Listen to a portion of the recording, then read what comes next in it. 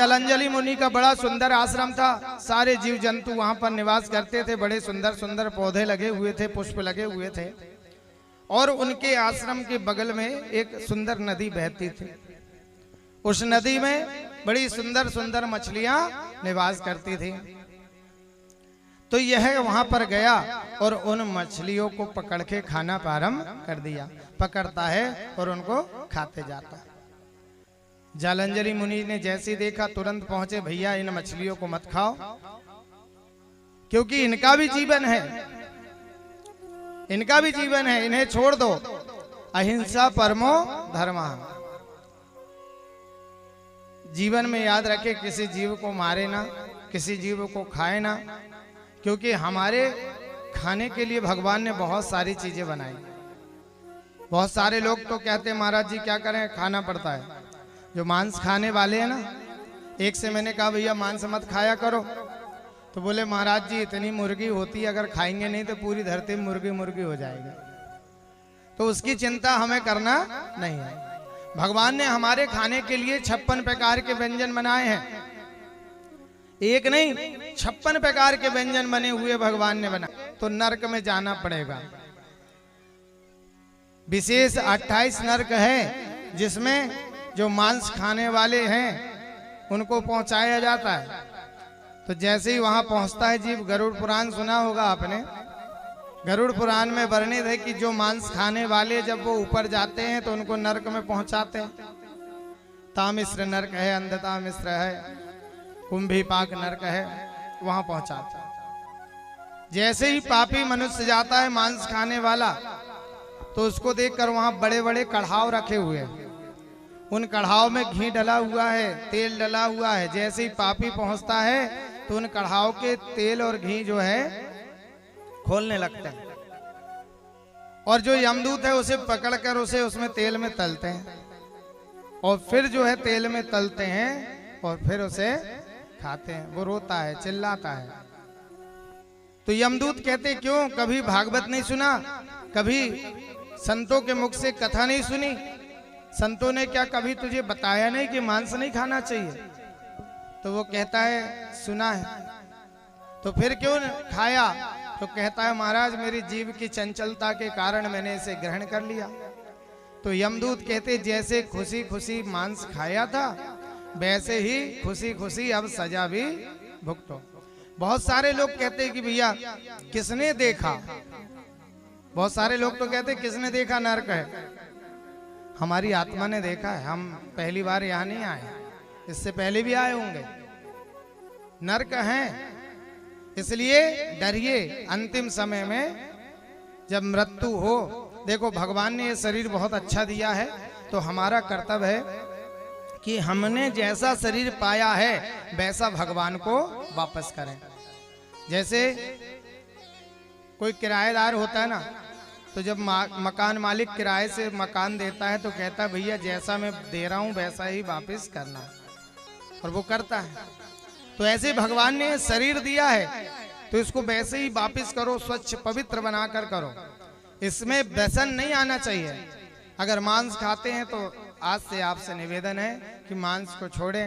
अगर शराब पीते हैं शराब को छोड़ें, गुटखा खाते हैं, तम्बाकू खाते हैं, इनको छोड़ें, क्योंकि व्यसन जीवन में नहीं होना चाहिए।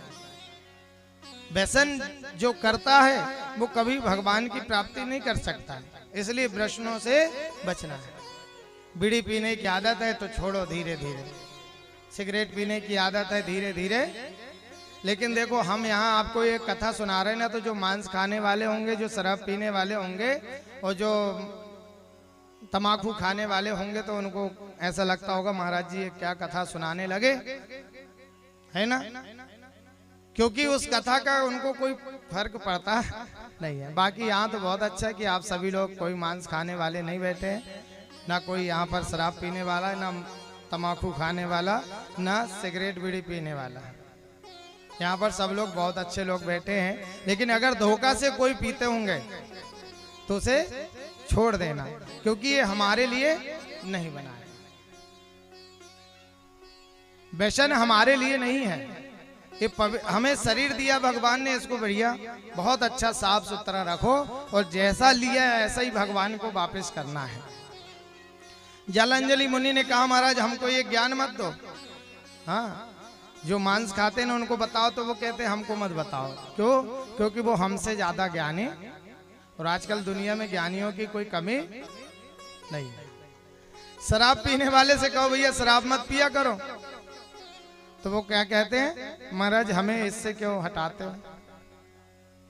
एक ऐसे ही मैंने शराबी से कहा कि भैया शराब क्यों पीते हो, तो वो मुझसे क्या कहता है, आज दुनिया बड़ी सयानी है, जिसको पूछो वो ब्रह्म ज्ञानी है।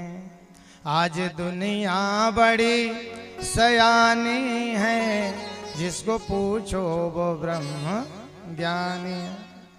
बहुत ज्ञानी है।